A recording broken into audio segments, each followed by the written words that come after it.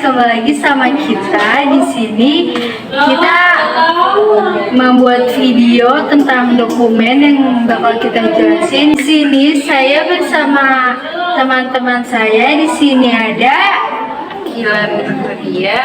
Di sini ada Muhammad Chandra Ramadan dan Rafa Samsul Awaludin. dan saya Naila Firna Faradila. Jangan lupa untuk ditonton video dari kita dan penjelasannya.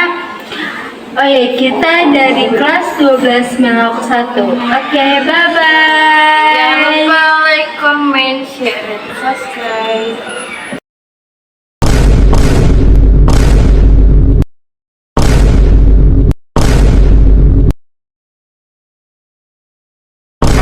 Pengertian delivery order.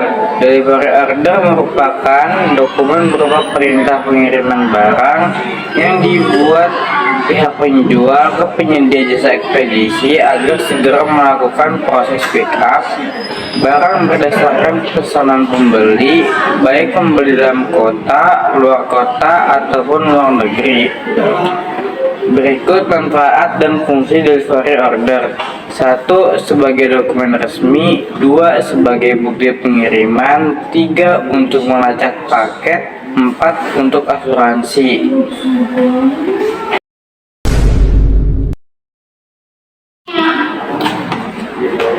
Pengertian RO. RO singkatan dari Release Order adalah sebuah dokumen yang memiliki peran penting dalam dunia logistik dan pengiriman barang. Dokumen ini sering digunakan dalam konteks pengiriman kontainer, terutama ketika barang-barang harus diambil atau dikirim kepada pihak tertentu. RO adalah perintah tertulis yang diberikan kepada pemilik atau pembeli kontainer, dan dalam artikel ini kita akan membahas lebih dalam tentang konsep ini. Dalam release order ada beberapa informasi kunci yang harus ada, yaitu barcode. Barcode RO adalah elemen penting yang memastikan identifikasi yang akurat. Ketika kontainer berada di depo, barcode ini akan di-scan untuk proses pemilihan kontainer. Nomor RO. Nomor resi RO adalah identifikasi unik untuk setiap dokumen ini. Ini membantu dalam pelacakan dan rekam jejak dokumen. Depo adalah tempat penyimpan kontainer kosong.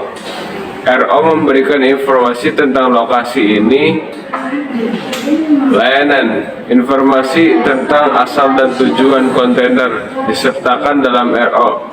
Hal ini membantu dalam mengkoordinasikan pengiriman.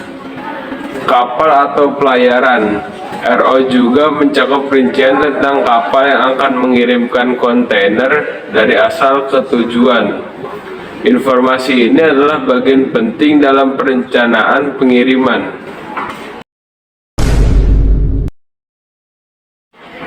Surat Jalan Ekspedisi adalah dokumen resmi yang dikeluarkan oleh perusahaan ekspedisi untuk mendokumentasikan pengiriman barang dari satu tempat ke tempat lain. Surat ini berfungsi sebagai bukti bahwa barang telah diserahkan kepada jasa ekspedisi untuk dikirimkan. Informasi yang biasanya terdapat dalam surat jalan ekspedisi meliputi nama dan alamat pengirim, yaitu identitas pihak yang mengirimkan barang. Nama dan alamat penerima, yaitu identitas pihak yang menerima barang. Deskripsi barang, yaitu rincian mengenai jenis, jumlah, dan kondisi barang yang dikirim. Tanggal pengiriman, yaitu tanggal saat barang diserahkan untuk dikirim. Nomor resi atau tracking, yaitu kode unik untuk melacak status pengiriman barang. Fungsi dari surat jalan ekspedisi adalah untuk memberikan kejelasan dan transparansi dalam proses pengiriman. serta sebagai alat untuk pelacakan dan pertanggungjawaban jika terjadi masalah dalam pengiriman barang.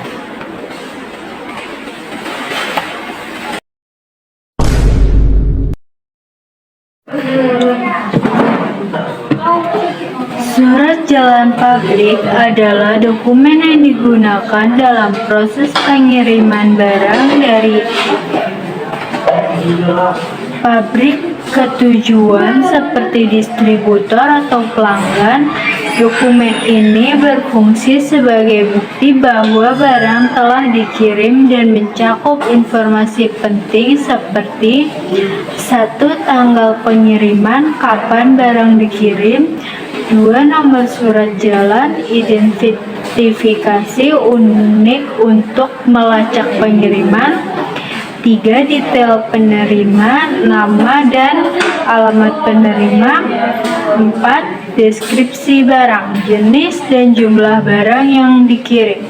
5. Asal barang, dari pabrik mana barang dikirim. 6. Tanda tangan, biasanya memerlukan tanda tangan dari pengirim dan penerima sebagai bukti penerimaan.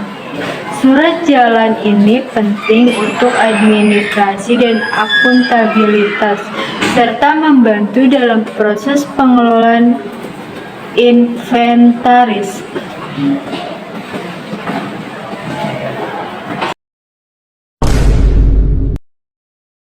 Purchase order adalah dokumen resmi yang digunakan oleh pembeli untuk mengajukan pembelian barang atau jasa kepada penjual.